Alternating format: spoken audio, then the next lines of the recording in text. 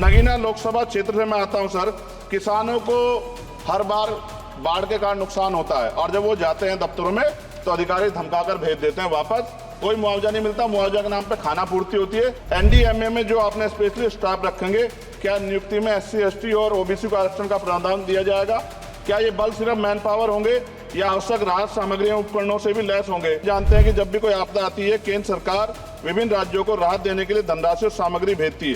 हालांकि ये देखा गया कभी कभी सरकारें अपनी पार्टी शासित राज्यों में को प्राथमिकता दे, जबकि विपक्षी दल द्वारा शासित राज्यों को धनराशि कम, विलंब और भेदभाव पूर्ण तरीके से दी जाती है। संशोधन विधेयक में ऐसा कोई प्रावधान नहीं दिखता जो कि आपदा के समय नागरिकों, एनजीओ और सामाजिक संगठन रोल को सुनिश्चित करे। श्री चंद्रशेखर जी,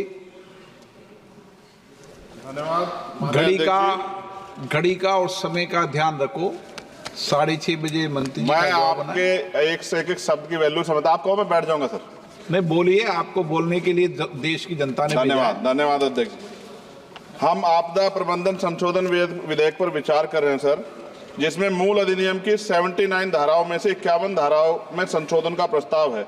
हालांकि ये संशोधन आवश्यक हो सकते हैं, परंतु यह तरीके कुछ जटिल हो सकते हैं, खासकर नए सदस्यगण मेरे जैसे के लिए, जिन्हें मूल अधिनियम और संशोधन विधेयक दोनों का अध्ययन करना पड़ता है। इस विधेयक की समझ में कठिनाई हो सकती है और विधायी प्रक्रिया में जटिलता आ सकती है। इस संदर्भ मेरा सुझाव है कि यदि संशोधन विधेयक के माध्यम से मूल अधिनियम को ही प्रतिस्थापित करके एक नया विधेयक प्रस्तुत करे तो यह न केवल विधेयक को अधिक स्पष्ट और समझने में आसान बनाएगा, बल्कि लेजिस्लेटिव ड्राफ्टिंग प्रक्रिया को भी सरल कर देगा।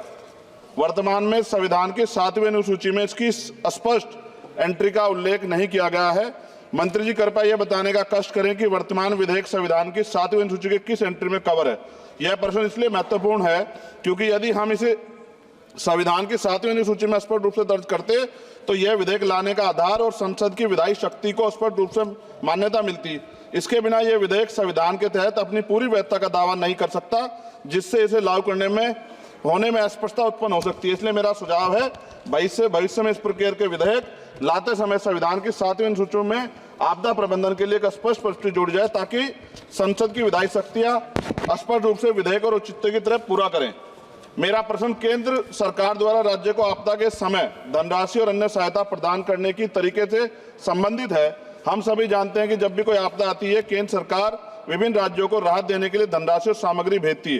हालांकि यह देखा गया कभी कभी सरकारें अपनी पार्टी शासित राज्यों में को प्राथमिकता दे, जबकि विपक्षी दल द्वारा शासित राज्यों को धनराशि कम, विलंब और भेदभाव पूर्ण तरीके से दी जाती है। इस भेदभाव का राजनीतिक विवाद और आरोप प्रत्यारोप उत्पन्न होते हैं। विशेषकर जब आपदा की स्थिति गंभीर होती है तो ये भेदभाव और देरी राज्यों के लिए अधिक संकटपूर्ण हो सकता है। इसलिए मेरा सुझाव है इस विधेयक में एक स्पष्ट प्रावधान होना चाहिए, जिसमें यह सुनिश्चित किया जाए कि सभी राज्यों को आपदा के सहायता समान रूप से समान मानकों के आधार पर दी जाएगी। यदि प्रारंभिक सहायता प्रदान की जाती है तो यह सभी राज्यों के लिए समान और किसी भी राज्य में भेदभाव का शिकार उसको ना होना पड़े। साथ साथ विधेयक में यह प्रावधान है कि आपदा डाटाबेस के साथ अगर आर्टिफिशियल इंटेलिजेंस, रिमोट सेंसिंग और डाटा एनालिटिक्स जैसी टेक्नोलॉजी का इस्तेमाल कर डाटाबेस की उपलब्धता बढ़ा सकते हैं।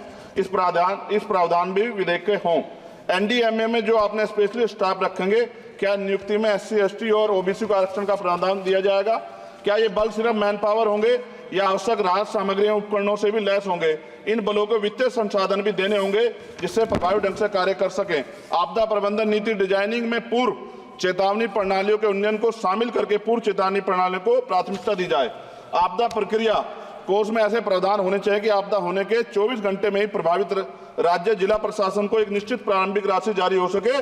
जापान जैसे देशों के तहत 72 घंटे की महत्वपूर्ण प्रतिक्रिया योजना को लागू करना ताकि समय और बचाव कार्य कुशल समन्वय हो। जनता और एनजीओ को भी एक्ट के तहत बनी सभी एजेंसीज के साथ मिलकर काम करने की योजना पर बल दिया जाना चाहिए, किंतु संशोधन विधेयक में ऐसा कोई प्रावधान नहीं दिखता जो कि आपदा के समय नागरिकों, एनजीओ और सामाजिक संगठन रोल को सुनिश्चित करे।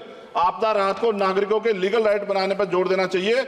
और अध्यक्ष जी, सबसे महत्वपूर्ण ये है, आपदाओं में अपने परिजनों और संपत्ति को खोने वाले व्यक्तियों के मानसिक स्वास्थ्य को सहायता प्रदान करने के लिए मनोवैज्ञानिक पुनर्वास कार्यक्रम को आपदा प्रबंधन नीतियों में एकीकृत करने की आवश्यकता है। वायु प्रदूषण ये भी एक तरह का डिजास्टर है। दिल्ली और एनसीआर के तमाम क्षेत्रों में अध्यक्ष जी इतनी बुरी हालात है, हवा जहरीली हो गई है, मेट्रो सिटी में सब जगह हाल है, इसको भी इसमें जोड़ा जाना चाहिए। लोगों का जीवन कीमती है, लोग जब सुरक्षित नहीं रहेंगे तो फिर जीवन कैसा। सर, नगीना लोकसभा क्षेत्र से मैं आता हूं सर। किसानों को हर बार बाढ़ के कारण नुकसान होता है और जब वो जाते हैं दफ्तरों में तो अधिकारी धमकाकर भेज देते हैं वापस, कोई मुआवजा नहीं मिलता। मुआवजा के नाम पे खाना पूर्ति होती है। सभी लोगों में चिंता है अध्यक्ष जी, इसलिए मैं माननीय मंत्री जी से मांग करूंगा कि जो मांगे हम देश में रखी हैं अगर उनको जोड़ दिया जाए तो इसका फायदा आम जनता, किसानों, सब उन वर्गों को मिलेगा जिनके लिए हम लोग सोचते हैं। और भारत बड़ा देश है, बड़ा भूवर्ग है, कहीं बाढ़ है, कहीं अग्नि है, कहीं जो है रेत की समस्या है, तमाम तरह की मुसीबतें यहाँ हैं। तो मैं माननीय अध्यक्ष जी आपके माध्यम से सरकार से मांग करता हूं और माननीय मंत्री जी से कि इस बिल पे, जिस विधेयक को और मजबूत करें जिससे इसका लाभ जनता को। माननीय अध्यक्ष जी आपका धन्यवाद।